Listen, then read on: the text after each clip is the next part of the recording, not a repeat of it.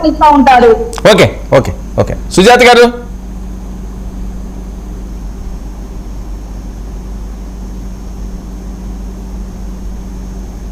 నమస్తే అండి వర్మ గారు. నమస్తే అండి.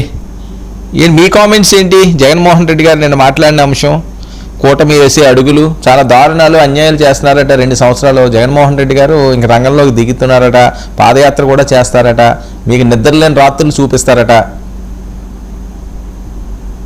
సార్ ముందుగా మీకు అలాగే ప్యానెల్లో నాకు ప్యానలిస్టులకి 99 వీక్షకులకి అందరికీ నమస్కారం అండి. నమస్తే.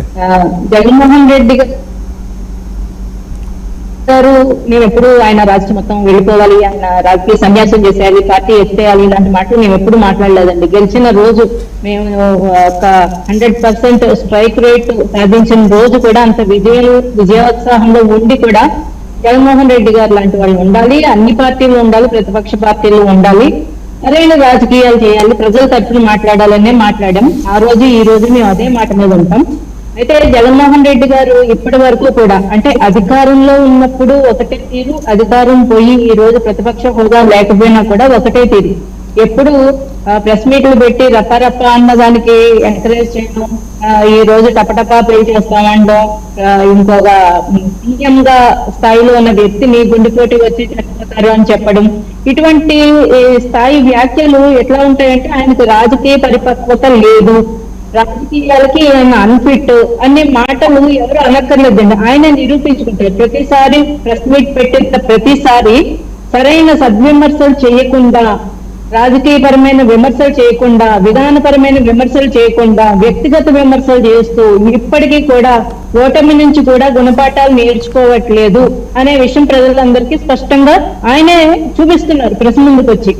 ఏ రోజైనా కూడా వాళ్ళు ప్రతిపక్ష హోదా లేకపోయినప్పటికీ కూడా ప్రజల తరఫున పోరాడొచ్చు, మాట్లాడొచ్చు, మాకు ఇలా కొన్ని తాగునీటి ప్రాజెక్టులు కావాలని అడగొచ్చు, మా ప్రాంతంలో ఆయన పులివెందుల ఎమ్మెల్యేగా ఇప్పుడు ఆయన రిప్రజెంట్ చేస్తున్నారు కాబట్టి ఆ ప్రాంతంలో రావాల్సిన సౌకర్యాల గురించి అడగొచ్చు, పరిశ్రమల కోసం అడగొచ్చు, అక్కడ యువతకు ఉద్యోగాలు కావాలని అడగొచ్చు, ఇంకేదో అంటే రాష్ట్రం మొత్తంలో ఎన్నో సమస్యలు ప్రజల దగ్గర నుంచి కావాల్సిన అక్కడ సౌకర్యాలు కానీ అక్కడ ఏదైతే కొన్ని ఫెసిలిటీస్ కావాల్సినవి కానీ ఉంటాయి, రిక్వైర్మెంట్స్ ఉంటాయి, డిమాండ్స్ ఉంటాయి ప్రజల నుంచి. వాళ్ళ ప్రాంత ప్రజలకి ఏం కావాలి ఆ నియోజకవర్గంలో తెలుసుకుని ఏ రోజన్నా ప్రెస్ మీట్ పెట్టారా? ఈ రోజు వరకు లేదు. ఏ రోజు కూడా వచ్చి ఇవే పనికి మాలిన మాటలు ఏంటి పర్సనల్ అటాకింగ్ తప్ప ఏమీ లేదు. మల్లేశ్వర గారు చాలా శుద్ధులు చక్కగా భలే నీతులు చెప్తున్నారు, కానీ మరి ఈ రోజు ఆవిడ మాట్లాడారు ఆర్పీ గురించి కానీ సీమరాజా గారి గురించి కానీ మాట్లాడారు. వాళ్ళు మాట్లాడే మాటలు ఇలా మాట్లాడుతున్నారు, వాళ్ళు ప్రతినిధులా అధికార ప్రతినిధులా అని అడుగుతున్నారు. మరి ఇదే మాట నేను అడుగుతున్నాను, పోసాని కృష్ణమురళి అనే వ్యక్తి మరి పవన్ కళ్యాణ్ గారి కుటుంబం గురించి నీచాతి నీచమైన వ్యాఖ్యలమ్మా. మీరు మహిళే కదా, ఒక మహిళల్ని ఒక చిన్న ఆడపిల్లల్ని అనకూడని మాటలు పోసాని కృష్ణమురళి మాట్లాడితే ఆయనకి నామినేటెడ్ పోస్ట్ ఇచ్చారు. ఆయనకి పార్టీకి సంబంధం లేదని మీరు చెప్పగలరా? ఒక బోరగడ్డ అనిల్ అనే వ్యక్తి నేను జగన్మోహన్ రెడ్డి గారికి చాలా సన్నిహితుడిని అని చెప్పుకొని ఆయనతో కలిసి ఫోటోలు దిగి ఆయన చేసిన వ్యాఖ్యలు, తన సొంత ఎమ్మెల్యేలని కారు కట్టుకుని లాక్కుపోతానన్న వ్యక్తి. అటువంటి వ్యాఖ్యలు ఇప్పుడు కూటమిలో ఎవరైనా చేస్తున్నారా? ఎవరైనా ఎమ్మెల్యేలు చేస్తున్నారా? మంత్రులు చేస్తున్నారా? ఇంకొక విషయం, గొడ్డలిపోటు గుండెపోటు అని పదే అంటారు అంటున్నారు. మరి అదే గత ఎన్నికల్లో అంటే 2019 ఎలక్షన్స్ ముందు ఎటువంటి ఆధారాలు లేకుండా గుండెపోటు అని మొదట మీరే చెప్పి దాని తర్వాత ఆధారాలు అక్కడ బయట ఫోరెన్సిక్ ల్యాబ్ లో ఏదైతే పోస్ట్ మార్టం రిపోర్ట్ జరిగిన తర్వాత లేదు గొడ్డలిపోటు అని చెప్పింది మీరే. అది చంద్రబాబు నాయుడు గారు, పవన్ కళ్యాణ్ గారు, ఇంకెవరో చెప్పిన మాటలు కాదు, అన్ని మాటలు మార్చింది మీరే. నారాసుర రక్త చరిత్ర అని ఎటువంటి ఆధారాలు లేకుండా మీరు ఆ రోజు ఎంత దుష్ప్రచారం చేశారు ప్రజలందరూ మర్చిపోయారు అనుకుంటున్నారా?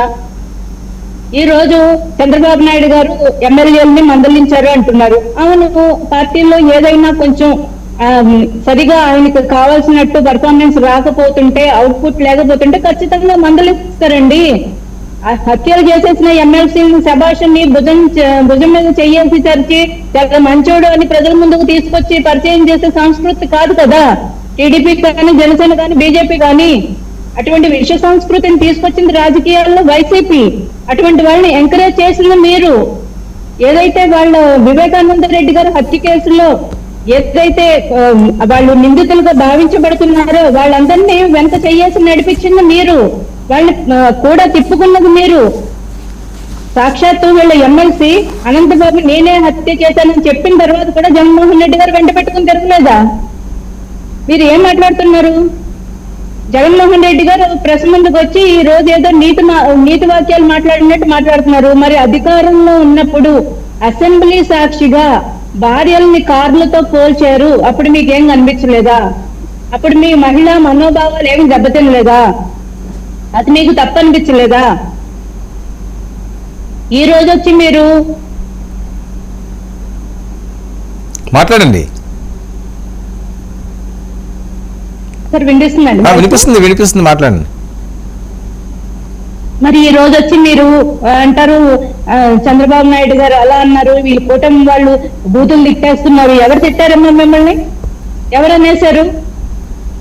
మీరు ప్రజల పక్షాన్ని మాట్లాడండి, ప్రజల పక్షాన్ని ప్రశ్నించండి, ప్రభుత్వంలో ఏదన్నా తప్పు జరుగుతుంటే నిలదీయండి, చొక్కా పట్టుకుని నిలదీయండి, ఎవరో వద్దంటలేదు. కానీ ఇప్పటికీ కూడా అతను అంత పెద్ద వయసులో ఉన్న పెద్ద వ్యక్తిని పట్టుకుని, సీఎం స్థానంలో ఉన్న వ్యక్తిని పట్టుకుని గుండెపోటు వచ్చి చనిపోతాడు మావిగన్న అంటే, మావిగన్న అనేది ఒక పెద్ద పిచ్చి మాటలు. రాష్ట్రం అంతా నవ్వుకున్నారు, ఒక జోకర్ లాగా మీకు మీరే ప్రూవ్ చేసుకున్నారు. ఇప్పుడు మళ్ళీ ఆ మాటలు వింటే గుండెపోట్లు వచ్చేస్తాయా? ఎందుకు వచ్చేస్తాయి గుండెపోట్లు? ఎవరికి భయం? జగన్మోహన్ రెడ్డి గారు అంటే ఎవరికి భయం? జగన్మోహన్ రెడ్డి గారు కాదా ఆ రాష్ట్రాన్ని వదిలేసి 11 సీట్లతోటి పారిపోయి బెంగళూరు ప్యాలెస్ లో కూర్చుని అప్పుడప్పుడు వచ్చి ప్రెస్ మీట్లు పెడుతుంది.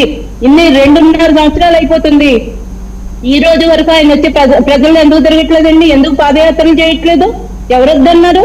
ఆయనకు సెక్యూరిటీ అంతా ఇస్తాం, మీరు ప్రజల్లో తిరగండి స్వేచ్ఛగా అని చెప్తున్నాం కదా, ఆయన ఎందుకు రావట్లేదండి?